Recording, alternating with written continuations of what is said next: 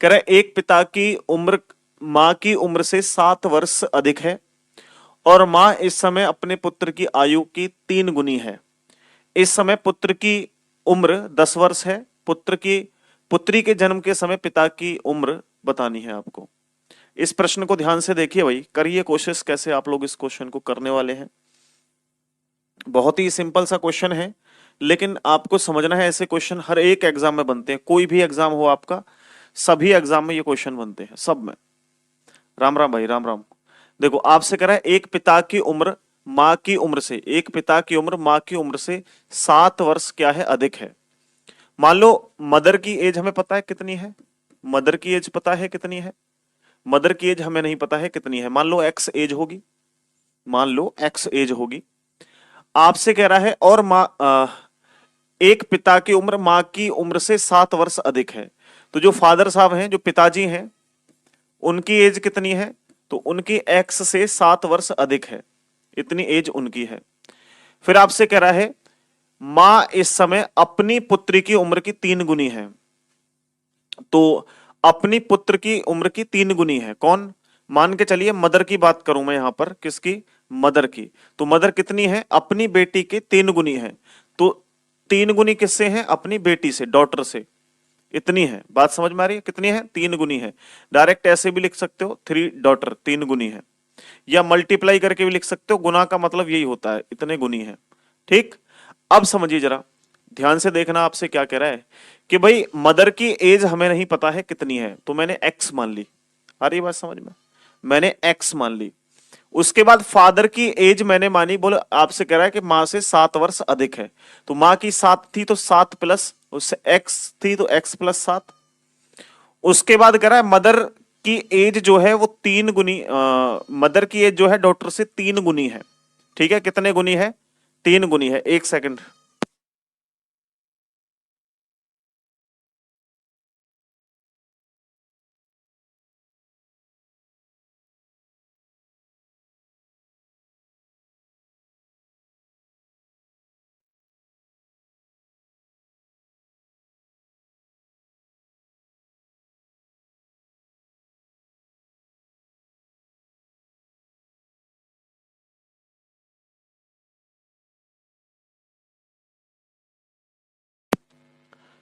जी। तो इतना क्लियर हुआ कि पुत्री की उम्र जो है वो 3 गुनी है। इस समय पुत्री की उम्र 10 वर्ष है। अब जो है डॉटर जो है, यानी कि पुत्री जो है, उसकी उम्र कितनी दे रखी है? कितनी दे रखी है भाई? 10 वर्ष दे रखी है, 10 वर्ष। अब समझना, अगर पुत्री की एज मान लो अब 10 वर्ष है, तो मां की एज कितनी होगी? मां की 3 गुनी है। तो मां की जो एज है वो कितनी हो जाएगी? 30 वर्ष। कितनी हो जाएगी? 30 वर्ष। ठीक, मां की कितनी हो जाएगी? 30 वर्ष। अब आपसे कह रहा है, अब आपसे कह रहा है पुत्री के जन्म इतनी थी। तो अब देखो, अब वर्तमान की बता रहा हूं, ये वर्तमान की एज पुत्री की है, वर्तमान की एज मां की है। पिता की वर्तमान एज कितनी होगी भाई? तो 7 वर्ष मां से अधिक है ये। मां की एक्स थे तो एक्स से 7, तो 30 प्लस 7 बराबर ये 37 वर्ष है। कितनी है? 37 वर्ष है। लेकिन प्रश्न में पूछा क्या है? प्रश्न में पूछा है कि भाई पुत्री के जन्म के समय पिता की उम्र कितनी है। तो पुत्री कितने साल की? 10 साल की। तो 10 साल पहले पूछ रहा है एज कितनी है, तो -10 कर दो, तो आपका आंसर आ जाएगा 27 वर्ष। कितना आ जाएगा? 27 वर्ष। क्या आपको क्लियर हुआ या नहीं हुआ? नहीं, 37 नहीं है विनीत, 27 वर्ष है। नहीं, गलत जवाब था आपका। आई थिंक कि अब आपको समझ में आ गया होगा। आ गया? समझ में नहीं आया भाई? नहीं, जो भी स्टूडेंट आंसर 37 कर रहे हैं वो सब गलत है। आंसर होगा 27 वर्ष, क्योंकि ये वर्तमान एज निकल के आई है और आपसे पूछी गई है कब? बेटी के जब जन्म हुआ था उस समय की। तो बेटी 10 साल की है फिलहाल, तो 10 साल पहले एज कितनी होगी पिताजी की? 27 साल। अगर समझ में आ गया तो यस बोलो, अन्यथा फिर मैं दोबारा समझा देता हूं इसको। देखिए, प्रश्न कह रहा है कि मदर की एज हमें नहीं पता कितनी थी, लेकिन पिता की जो एज थी वो मां से 7 वर्ष अधिक थी। उसके बाद मदर की एज जो है वो अपनी बेटी से 3 गुनी है। ठीक, चलो पुत्री की आयु जो है वो 10 वर्ष है। अगर पुत्री की आयु 10 वर्ष है तो मां की आयु कितनी हो जाएगी? 3 गुनी, 30 वर्ष। और मां से 7 वर्ष बड़े हैं कौन? पिता। तो 30 प्लस 7 37। और आपसे पूछा है कि जब बेटी पैदा हुई थी उस समय इनकी एज कितनी थी, तो 10 वर्ष। कम कर दो, कोई बात नहीं। आगे नेक्स्ट अगला क्वेश्चन देखो बच्चे, ये इंग्लिश में है। If 21 is added to a number it become 7 less than threes of the number then the number is. आपसे कह रहा है यदि किसी संख्या में 21 जोड़ा जाए तो वह अपनी तीन गुनी संख्या से 7 कम हो जाती है, तदनुसार वह संख्या कितनी है? बताओ भाई, सभी लोग कर सकते हो, आसान सा प्रश्न है, बहुत आसान है। करिए, कैसे करोगे? रिपीट कर दिया दीपक कुमार मैंने। अभी इसका आंसर करो, इसका आंसर करो भाई जल्दी फटाफट।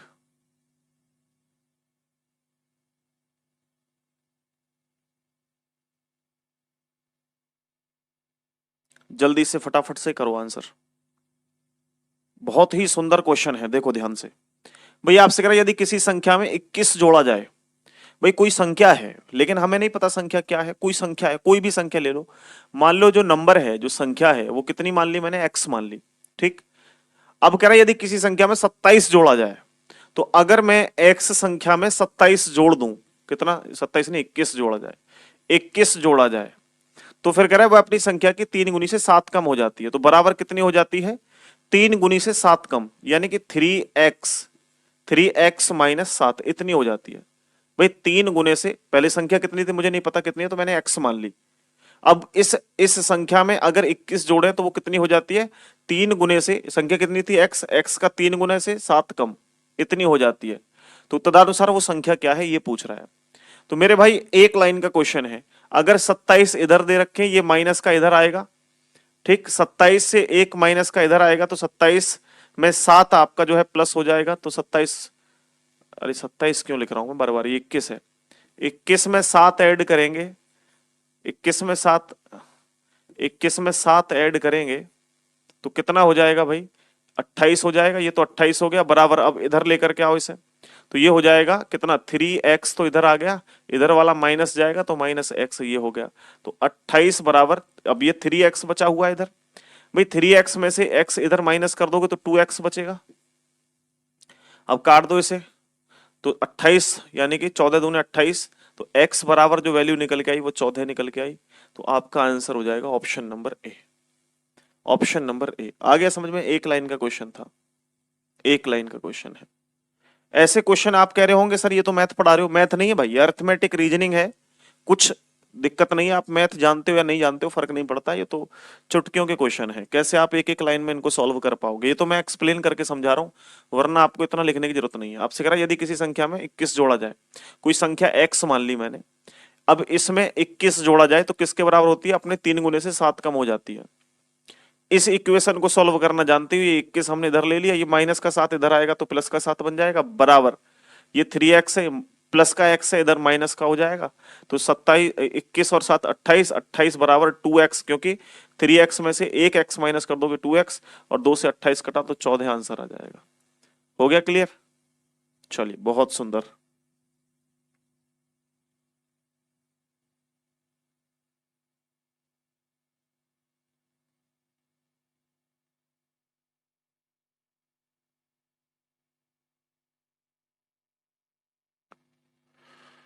इसे करो भाई क्वेश्चन को, अच्छा क्वेश्चन है ये भी, देख लो जरा क्वेश्चन को देखो। आपसे क्या कह रहा है? कह रहा है कि कुल 280 नारंगियां हैं, नारंगियां मतलब ऑरेंज है, हिंदी में थोड़ा सा टाइपिंग मिस्टेक हो गई, ये ऑरेंज है। 50 लड़कियों व लड़कों को इस प्रकार, 50 लड़कियां व लड़के, ये टोटल यानी कि 50 लड़के और लड़की मिलाकर के 50 लोग हैं, इस प्रकार दी जाती हैं कि इनमें से प्रत्येक लड़के को 5, परंतु प्रत्येक लड़की को 7 नारंगी मिलती हैं, वहां कितनी लड़कियां हैं? देखो कितना सुंदर क्वेश्चन है। अब ये क्वेश्चन ऐसे होते हैं कि लॉजिकली इतने कठिन लगते हैं हमें देखने में कि क्वेश्चन को आंसर करना बहुत आसान नहीं है। लेकिन मैं कह रहा हूं कि आप इनके तथ्यों को, क्वेश्चंस के फैक्ट को समझने की कोशिश करो, फिर आसान हो जाएंगे। कोई खास कॉन्सेप्ट नहीं होता है इनमें, बस दिमाग लगाना होता है, कोई खास फॉर्मूला भी नहीं है, केवल सोचने समझने से क्वेश्चन क्लियर हो जाता है। देखो हमसे क्या कह रहा है कि बॉयज बॉयज प्लस गर्ल्स की संख्या कितनी है? 50 है, इतना समझ में आ रहा है। दोनों की संख्या कितनी है? 50 है। गर्ल्स की वैल्यू कितनी मान लूं मैं? मुझे पता है कितनी गर्ल्स हैं, लड़कियां कितनी हैं, कोई पता है? आपको पता है? नहीं, किसी को भी नहीं पता है। तो मैं लड़कियों की संख्या x मान लेता हूं। तो बॉयज की संख्या क्या मानूंगा फिर मैं? बॉयज की संख्या क्या मान लूं? भाई यहां आपसे कह रहा है कि बॉयज प्लस गर्ल्स की संख्या 50 है। गर्ल्स मैंने मान ली 50 है, सॉरी x है। तो बॉयज कितने होंगे? तो आप कहेंगे सर 50 टोटल है, x माइनस कर दो, उतनी गर्ल्स होंगी। कितनी होंगी? उतनी गर्ल्स होंगी। आ रही है बात समझ में? चलो इसको कोष्टक को हटा ही दो, बराबर 50 माइनस x, इतने लड़के हैं। अच्छा, तो मैं ये कह सकता हूं, आपसे कह रहा है कि इनमें प्रत्येक लड़के को 5, परंतु प्रत्येक लड़की को 7 नारंगी दी जाती हैं। लड़कियों को कितनी नारंगी दी जाती हैं? 7, और लड़कियां कितनी है? x प्लस प्लस आपसे क्या कह रहा है? लड़कों को कितनी दी जाती हैं? 5। तो लड़के को 5 दी जा रही है, और लड़के कितने हैं? 50 माइनस x, इतने ये लड़के हैं। बराबर टोटल टॉफियां या नारंगियां कितनी है? 280। 280 है। ये इक्वेशन सॉल्व करनी है, इसमें कुछ भी नहीं है, कुछ भी नहीं है। कैसे करोगे इस इक्वेशन को सॉल्व? कर लो भाई। 7x तो यही हो गए, प्लस 5 से इसमें 5 पंजे 25, यानी कि 250 माइनस x। 250 माइनस नहीं, माइनस 5x होगा। 5 का मल्टीप्लाई इसमें भी होगा ना, तो 5x बराबर 280। ये वैल्यू आ गई। अब देखो ध्यान दो, यहां हमारा बचा हुआ है कितना भाई? अगर हम लोग इस देखो, ये 7x है, इधर माइनस का है।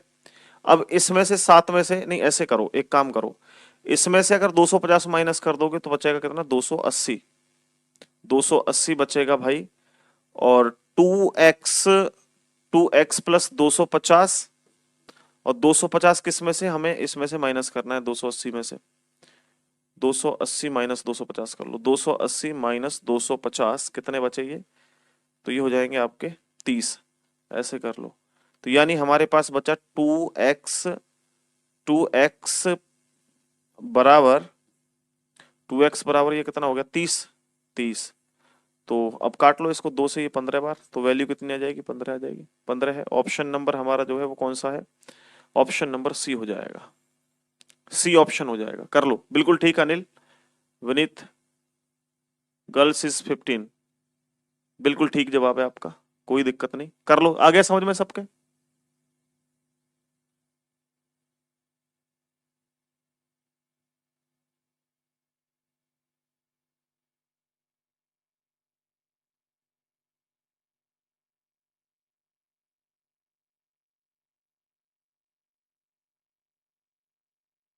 लिख लो जल्दी, फटाफट नोट कर लो, अगर नहीं लिखा है तो फिर अगला क्वेश्चन दे रहा हूं मैं।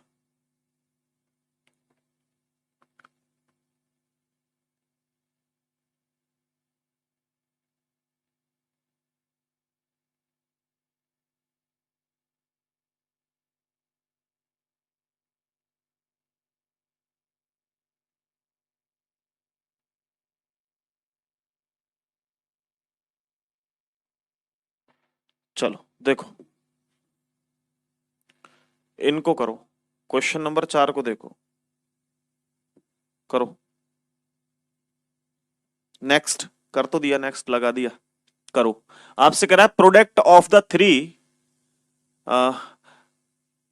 कंजनकेटिव नंबर हुज सम इज 15, उन 3 क्रमागत संख्याओं का गुणनफल कितना होगा जिनका योगफल 15 है?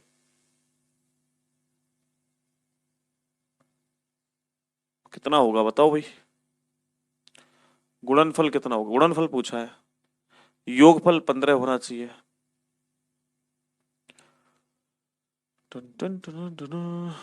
क्वेश्चन थोड़ा सा अच्छे लेवल का है। अच्छा लेवल क्या? थोड़ा दिमाग लगाने वाला क्वेश्चन है, देख लो जरा। 2-3 क्लास होंगे इसकी, एक मैथमेटिकल ऑपरेशन की क्लास रहेगी, और एक और 2 क्लास और होंगी इसके बाद।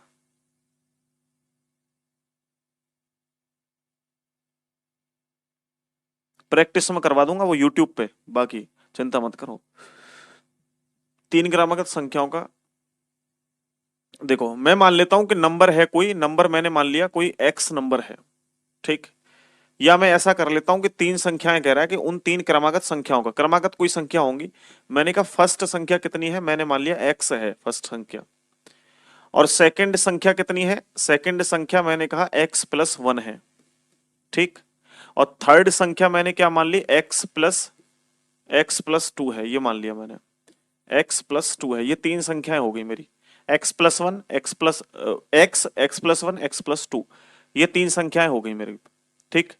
अब इसके बाद मैंने कहा आपसे कि इनको एक जोड़ करके देखूं तो x+1 है ना, +x+2। तो मेरे भाई यहां पर टोटल वैल्यू जो निकल के आई हमारे पास, वो निकल के आई 1 2 3, 3x बराबर कितना है, 2 और 1 3 है। 3x बराबर कितना आया निकल के, 3x बराबर निकल के आया 3।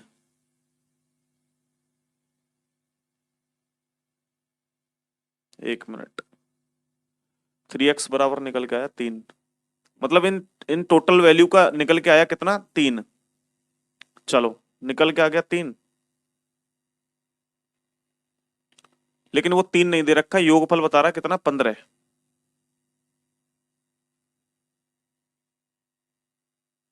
बराबर 15 दे रखा है। तो भाई एक मिनट रुकना, आप समझना जरूरत थोड़ा सा। हमने फर्स्ट संख्या x मान ली, सेकंड संख्या x+1 मान ली, थर्ड संख्या x+2 मान ली, और x+1 x+2 बराबर 15 मैंने मान लिया इन संख्याओं को। तो यहां पर ये आपका हो जाएगा 3x, 3x+3 बराबर 15 हो जाएगा, 15 हो जाएगा। इतना हो गया नहीं। तो अब हमने देखा सर, यहां पर हम इस 15 को इधर लेकर के आए, मान लो इस 15 को इधर लेकर के आए, तो ये हमारा हो जाएगा 3x बराबर, या इस 3 को इधर ले जाओ, 15 - 3 बराबर 12। तो 3x की वैल्यू 12 आ गई यहाँ पे। तो 3 चौके 12 कर लें, 4 बार कट गया, यानी कि टोटल वैल्यू हमारी निकल के आ गई 4। तो 4 क्रमागत संख्या x है, x की वैल्यू निकल के आ गई कितनी, 4। अगर हमारी वैल्यू x की आ गई 4, देखना जरा, x की वैल्यू हमारी आ गई है यहाँ 4। ठीक। तो इसकी सेकंड वैल्यू कौन सी होगी, x+1, यानी कि 4 और 1 5। अब ये कितनी होगी, 4 और 2 6, 6 हो जाएगी वैल्यू। इनकी योग देखना, 15 ही आ रहा है क्या, 6 और 4 10 और 5 15, यानी कि टोटल योग आ रहा है हमारा इनका कितना, योग कितना आ गया, योग आ गया इनका 15। और आपके क्वेश्चन में भी देखो 15 ही दे रखा है ना, योग तो 15 है, लेकिन इनका अगर गुणनफल करें, गुणनखंड या गुणनफल, तो हमारा 4 × 5 × 6 कर देंगे। तो 6 पंजे 30, 3 चौक 12, 120 आंसर आ जाएगा। ऑप्शन नंबर ए करेक्ट है। क्वेश्चन काफी हैवी था। चलो ठीक है सर, आप मैथ के टीचर नहीं है, मैथ क्यों पढ़ा रहे हैं? अरे भैया मैथ नहीं है, कितनी बार बोलना पड़ेगा तुम्हें, मैथ नहीं है, रीजनिंग है, रीजनिंग है। आ गया समझ में? ये तीन संख्या मैंने, मुझे नहीं पता था संख्या क्या है, मैंने इसको x मान लिया, इसको x+1 मान लिया, इसे x+2 मान लिया। ठीक। टोटल मैंने सबको जोड़ दिया, सबको जोड़ा तो ये इतनी वैल्यू हमारी अलग है, बराबर ये 15 के है। तो ये हो गए आपके x 1 2 3 x हो गए, 3x प्लस ये 2 और 1 3, ये हो गए। तो टोटल मैंने जोड़ा बराबर कितने के, 15 के। 3x, अब इस 3 को मैं इधर लेकर के आऊंगा, तो 15 - 3 12 हो गए, यानी 3x की वैल्यू कितनी, 3x की वैल्यू आ गई 12। तो x की वैल्यू कितनी होगी, 3 चौक 12, यानी x की वैल्यू 4 है। तो x+1 की वैल्यू 4 और 1 5, या 4 और 2 6। टोटल का योग करा तो 15 है, लेकिन क्या कह रहा है, गुणनफल करो। तो 6 पंजे 30, 30 चौके 120, तो हमारा 120 आंसर करेक्ट है। चलो बहुत बढ़िया, अच्छे से क्लियर हो गया होगा आई थिंक आप लोगों को। चलो आगे देखो भाई, नेक्स्ट क्वेश्चन ये रहा, इसको करो। कह रहा है एक किसान अपनी एन गायों के झुंड को अपने 4 बेटों में इस प्रकार बांटता है कि पहले बेटे को आधा झुंड मिलता है, दूसरे को 1/4, तीसरे को 1/5 हिस्सा, तथा चौथे पुत्र को 7 गाय मिलती हैं। तदनुसार एन का मान ज्ञात करें। एन का मान ज्ञात करना है भाई, एन का मान ज्ञात करना है। कुल मिलाकर के ये कह रहा है कि कितनी गायें टोटल। चलो भाई बताओ भाई, फटाफट बताओ सभी लोग, बड़ा सिंपल सा क्वेश्चन है ये तो। समझ में आ रहा है सबके, यस और नो? जवाब दो एक बार।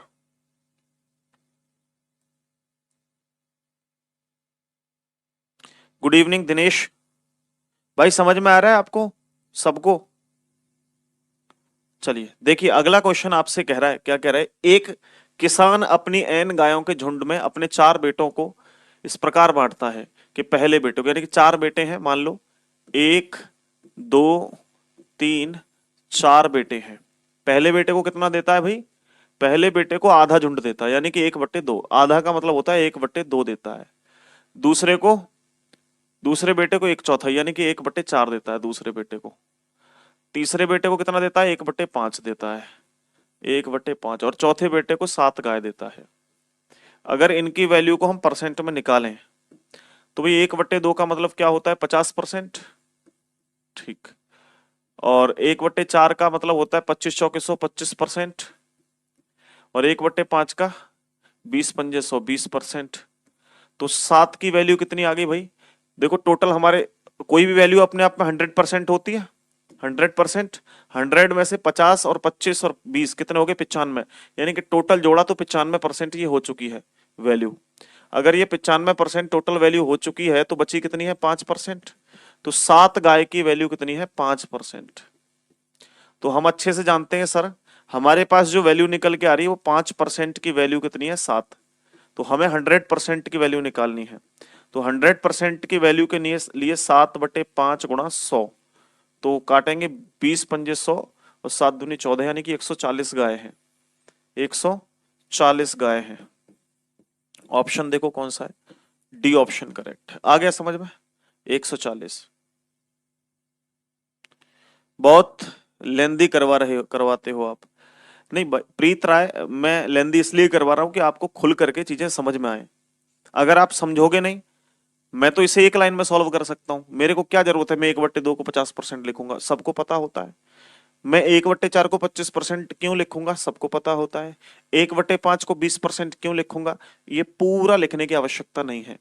मेरे को पता लग जाएगा टोटल ये वैल्यू 95 है तो 7 की वैल्यू 5 है, ये मेरे को दिमाग में ही रट जाएगा, तो कुछ भी लिखने की आवश्यकता नहीं है। मेरे को पता है 5 की वैल्यु कितनी दे रखी है, 7 दे रखी है।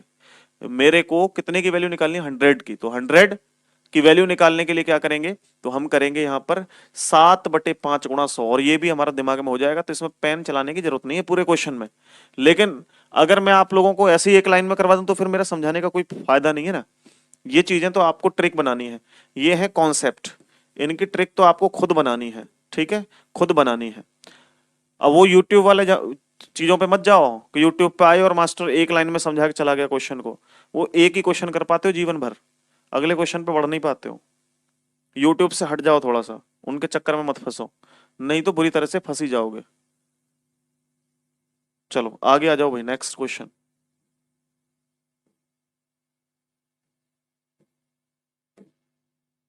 देखो ये क्वेश्चन बहुत सुंदर है, ये क्वेश्चन बहुत सुंदर है, देखो करो इसको, लगाओ हिसाब किताब कैसे होगा। कह रहा है एक बंदर गोलाकार खंबे जो 21 मीटर ऊंचा है पर 1 मिनट में 6 मीटर चढ़ जाता है, लेकिन अगले 1 मिनट में 3 मीटर फिसल जाता है। बंदर को खंबे की चोटी पर पहुंचने में कितना समय लगेगा।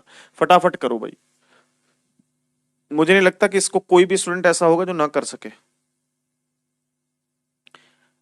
क्वेश्चन तो एक लाइन का ही है, लेकिन समझाने के लिए तो पूरा ही समझाना पड़ेगा ना, पूरे बोर्ड भर के।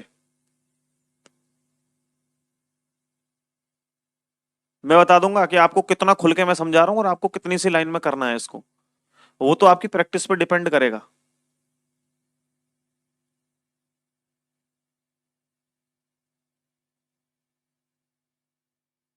देखो यहां हमने देखा कि सर एक बंदर गोलाकार खंबे, यानी कि ये खंबा है भाई, कोई खंबा होगा, मान लो ये खंबा है, लाइट का खंबा मान लो।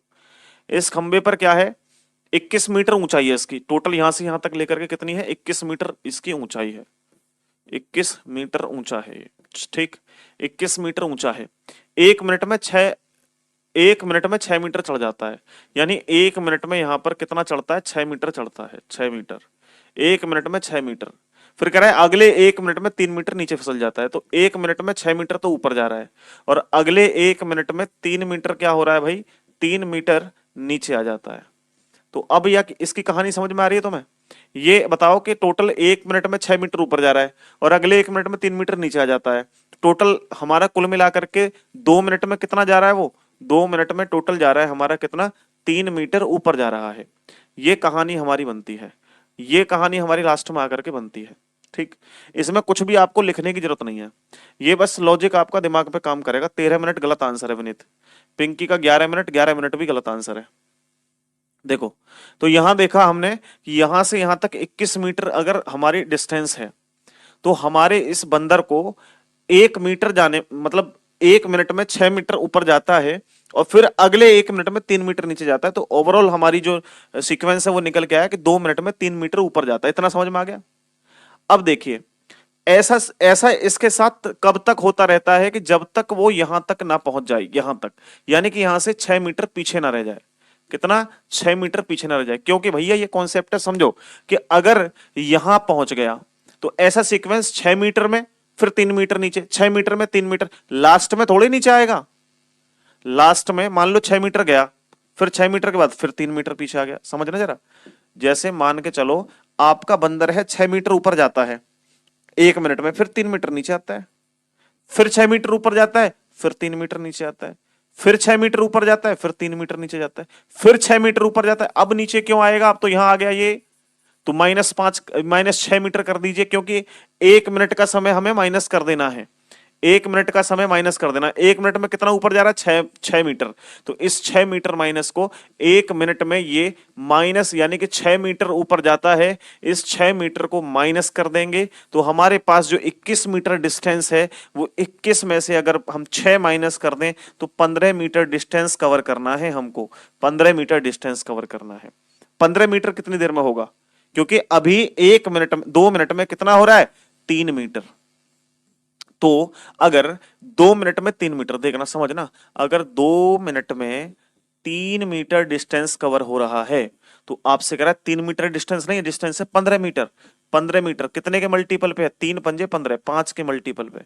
तो आप इस समय को भी 5 के मल्टीपल पे कर लीजिए, तो 5 दूने 10 मीटर आपका आंसर हो गया। ये 10 मीटर। अब 10 मीटर में हमने जो यहाँ पे एक घटाया है, जो यहां तक पहुंचने वाला, उसको जोड़ देंगे तो 10 और 1 11 मीटर आंसर हो जाएगा। बिल्कुल ठीक कर रहे हो, 10 + 1 = 11। तो यहां पर जिसका 11 मीटर आंसर था वो सही है। कौन थे वो स्टूडेंट? 11 मीटर वाले पिंकी थी, 11 मीटर कह रही थी। 11 मीटर वालों का सही आंसर है 11 मिनट, मीटर नहीं 11 मिनट, सॉरी, ये 11 सही है। आ गया समझ में या नहीं आया?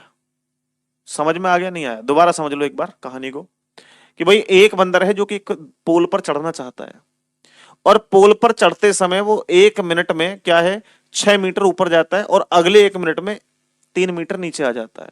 ठीक, 3 मीटर नीचे आ जाता है। ऐसा उसके साथ केवल यहां तक होगा जब वो पोल से 6 मीटर पीछे होगा। लास्ट में तो पोल पे ऊपर पहुंच जाएगा, फिर कोई बेवकूफ है नीचे उतरेगा? अगले अगले 1 मिनट तक और ऊपर चलेगा? नहीं, अगले 1 मिनट में और ऊपर चलने के बजाय वो नीचे आ जाता है, ऐसा कह रहा है। ठीक, तो अब होगा क्या कि जब ये 15 मीटर पे पहुंच जाएगा तो 15 मीटर जो है ये कितनी देर में कवर करेगा? क्योंकि 2 मिनट, यानी 1 मिनट में 6 मीटर ऊपर और अगले 1 मिनट में 3 मीटर नीचे, तो ओवरऑल 2 मिनट में 3 मीटर ऊपर जाता है। तो 15 मीटर कितनी देर में? 3 पंजे 15, 15 मिनट में। ठीक है, तो 15 मिनट में आपका जो है 5 मिनट में 15 मीटर जाता है, तो 5 के मल्टीपल पे है, तो 2 पंजे 10 मिनट, 10 मिनट में कितना जाएगा भैया अपना? 15 मीटर। अब लेकिन क्योंकि 1 मिनट हमने यहां माइनस कर दी थी, क्योंकि यहां से यहां तक का डिस्टेंस नहीं निकाला था, तो 1 मिनट और चलेगा, इसको जोड़ दो तो 10 और 1 11 मिनट आपका आंसर हो जाएगा। ठीक है, 11 मिनट आपका आंसर हो जाएगा। ओके, चलो आगे आ जाओ नेक्स्ट।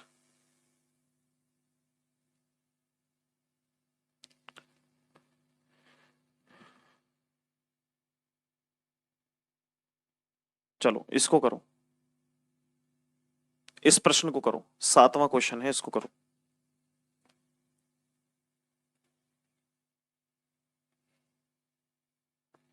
इस प्रश्न को करो फटाक से। आपसे बोल रहा है कि शहर ए से बी के लिए 2 टिकट तथा शहर ए से सी के लिए 3 टिकट की लागत 77 रुपए है, परंतु शहर ए से बी की 3 टिकट तथा शहर ए से शहर सी की 2 टिकट की लागत 73 रुपए है। तो शहर ए से बी तथा सी की लिए किराया कितना है? चलो देखो एक बार, आपसे मैंने कहा ए एंड बी, ए से बी तक, ए टू बी तक वैल्यू मान लो आप x, और ए से सी तक, ए टू सी तक मैंने किराया मान लिया y, ये तो मान लिया हमने, कुछ किया नहीं इसमें। उसके बाद आपसे कह रहा है इसको अलग छोड़ दो, फिर आपसे कह रहा है कि ए से बी के लिए 2 टिकट तथा शहर ए से शहर सी के लिए 3 टिकट। ठीक है, यानी पहले 2 टिकट जिनकी कीमत कितनी थी x, प्लस फिर उसके बाद हमारी 3 टिकट जिसकी कीमत कितनी थी y, क्योंकि ए से सी तक के लिए है। ठीक, ये तो जाते समय था, परंतु शहर ए से बी तक के लिए 3 टिकट जिनकी कीमत कितनी थी x, और फिर उसके बाद कह रहा है शहर ए से सी तक 2 टिकट जिनकी लागत इतनी थी, यानी कि 2 टिकट y। इनकी लागत कितनी दे रखी है, बराबर वैल्यू दे रखी है, ऊपर कितनी 77, इनकी वैल्यू 77 दे रखी है, और इसकी वैल्यू कितनी दे रखी है भाई 73। चलो इन दोनों वैल्यू को अगर बराबर करना है, क्योंकि इन दोनों को बराबर करो तो इसमें 2 का मल्टीप्लाई, इसमें 3 का मल्टीप्लाई, तो ये बराबर हो जाएगा। इस संख्या में 3 का इस संख्या में 3 का मल्टीप्लाई, इसमें 2 का मल्टीप्लाई, बराबर हो जाएगा। करके देखो कैसे होगा। यानी अगर हम लोग एक काम करें कि ऊपर तो कर दें हम 3 का मल्टीप्लाई, ऊपर तो कर दें 3 का मल्टीप्लाई और नीचे कर दें 2 का मल्टीप्लाई। ठीक, तो ये वैल्यू हमारी क्या हो जाएगी, बन जाएगी। कैसे करोगे देखो जरा, अगर इनमें आप मल्टीप्लाई करते हैं तो ये बन जाएगा आपका 3 दूने 6x, 6x प्लस 3 तिया 9y बराबर, इसको 77 को 3 से मल्टीप्लाई करो तो कितना हो जाएगा भाई, ये हो जाएगा आपका 231, 231 ये हो गए। फिर इसमें करो 3 एक मिनट, 3 दूने 6, 6x प्लस 2 दूने 4y बराबर, ये कितना हो जाएगा 73 दूने कितने होते हैं, 7 दूनी 14, 3 दूनी 6, तो ये आपका हो जाएगा 146। अब दोनों का अंतर ले लो, दोनों का अंतर लिया हमने तो ये तो आपस में कट ही जाएगा भाई, ये तो आपस में कट जाएगा। यहां बचा कितना 5y बराबर, दोनों का अंतर लिया 231 में से 146 माइनस करोगे तो 85 आ जाएगा। इसको काट लो, 5 से 85 को 17 बार कट जाएगा। ठीक, कितनी बार कट जाएगा, 17 बार कट गया, यानी y बराबर वैल्यू कितनी आ गई 17। तो y की वैल्यू तो 17 है, यानी कि y का जो किराया है वो 17 है, तो एक का 17 जरूर होगा। तो देखो यहाँ इसका 17 दे रखा है, दूसरी वाली का कह रहा है y का 17 देखो option number B correct answer है। ठीक है, तो यही कर दोगे यहीं से। अब 13 वैल्यू कैसे निकालें, तो इसको भी निकाल सकते हो, इसमें कौन सी दिक्कत है, इसको भी आप आसानी से निकाल सकते हो। मान लो आपको y की वैल्यू आपके पास है, a की वैल्यू निकालनी है, तो यहां समझ लो जरा कैसे निकालोगे भाई। हम ऐसे निकाल सकते हैं इसकी वैल्यू को, अगर हम करें यहां से 2x प्लस 3y बराबर कितना है, 3y बराबर है 77, कितना दे रखा है 77। उसके बाद यहां हमें y की वैल्यू यहां रख दें तो 2x प्लस 3y, यानी कि y की वैल्यू कितनी आ रही है 17, तो 17 तीय कितने हो गए 51, 51 बराबर 77। तो अब यहां देखो, यहां से हमने देखा 2x बराबर 77, इधर ले आओ माइनस करो 51 इसमें से, तो कितना हो जाएगा भाई 2x बराबर 77 में से 51 माइनस करोगे तो कितना आएगा 26, और 26 को आप काट दो 2 से तो x की वैल्यू निकल के आ गई, तो 13 दूने 26, तो x बराबर वैल्यू कितनी आ गई 13, तो x की वैल्यू 13 है। दोनों वैल्यू निकल के आ गई आपके पास, तो 13 और 17 ये आंसर हो जाएगा हमारा, 13 और 17। वेरी गुड, ठीक है। चलो नेक्स्ट, अगला क्वेश्चन देखते हैं।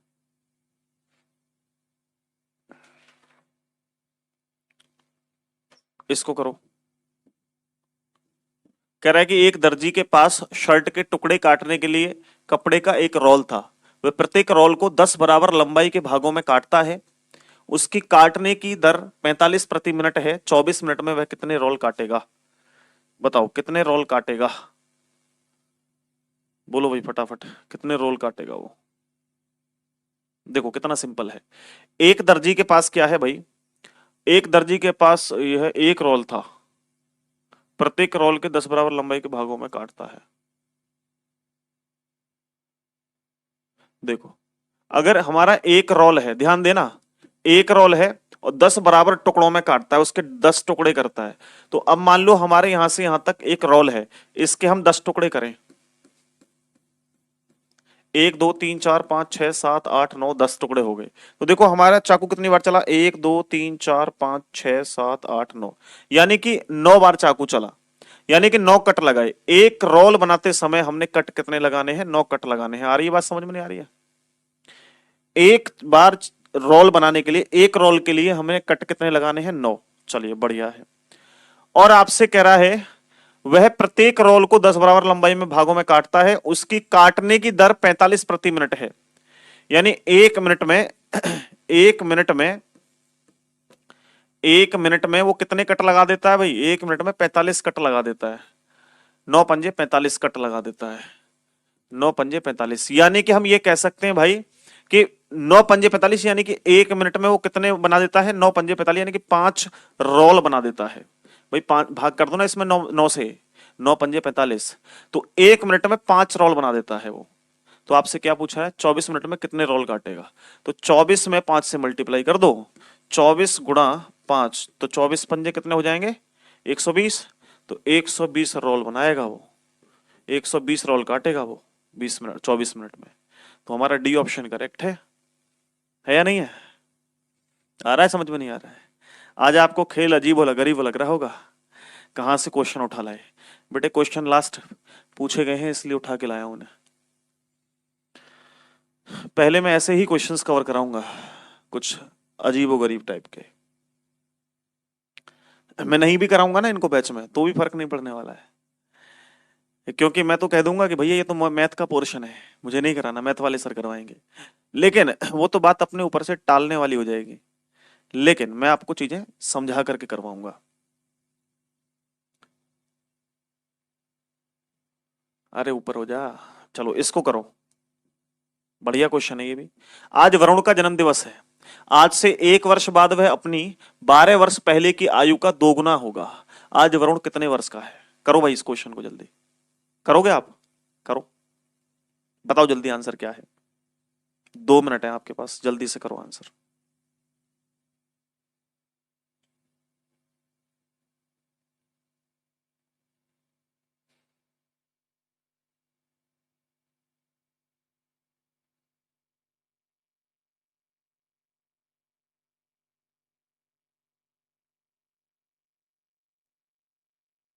एक लाइन का क्वेश्चन है वैसे, करो जल्दी से।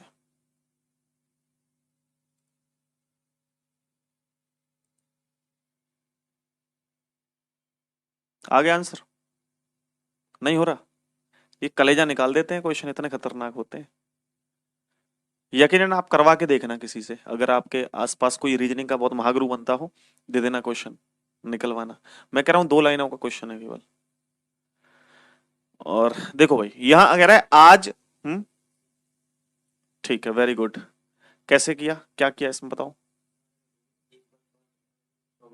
गुड। तो देखो यहां पर हम कह रहे हैं कि आज वरुण का जन्म दिवस है, आज से 1 वर्ष बाद वह अपनी 12 वर्ष पहले की आयु का दोगुना है। तो डायरेक्ट, एक तो ये डायरेक्ट निकल आएगा, यानी कि 2 वर्ष बाद। तो अभी कितनी है उसकी, 12 वर्ष, 12 का दोगुना 24 वर्ष, 24 में एक जोड़ दो 25 वर्ष आंसर आ जाएगा। तो इसका आंसर 25 वर्ष है। लेकिन हम करते हैं कैसे, डायरेक्ट इसका कॉन्सेप्ट समझ के। तो वरुण का जन्म दिवस है आज, और आज जन्म दिवस है, हमें क्या पता कितने वर्ष का है, कितने दिन का है, क्या है। तो वरुण की जो वैल्यू है उसको हमने कितना मान लें, वरुण की वैल्यू को x मान लें, x मान लें वरुण की वैल्यू को, ठीक। तो अब आपसे कह रहा है 1 वर्ष बाद अपनी अपनी 12 वर्ष पहले की आयु का दोगुना होगा।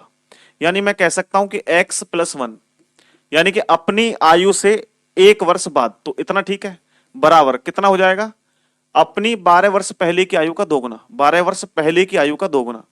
तो यहां पर हम क्या कर सकते हैं, x - 12 वर्ष का दोगुना, ऐसा कर सकते हैं, नहीं कर सकते?